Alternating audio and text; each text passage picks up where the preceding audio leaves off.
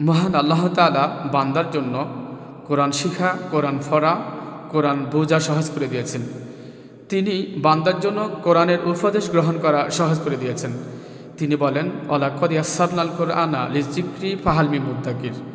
আর আমি কোরআনকে সহজ করে দিয়েছি উপদেশ গ্রহণের জন্য, অতএব কেহ আছে কি উপদেশ গ্রহণকারী?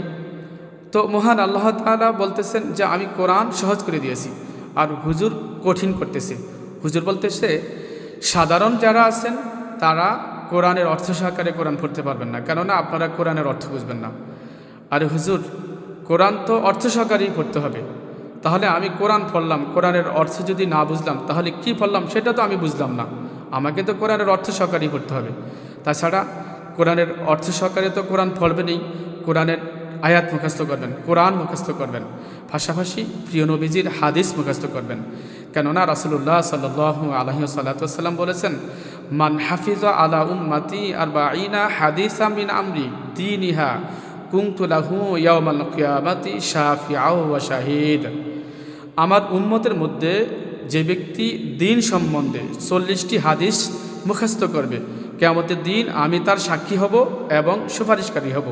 এই জন্য কোরআন মুখস্থ করবেন, কোরআন পড়বেন, অর্থ সহকারে পড়বেন, পাশাপাশি হাদিস মুখস্থ করবেন, হাদিসের অর্থ পড়বেন, বুঝবেন।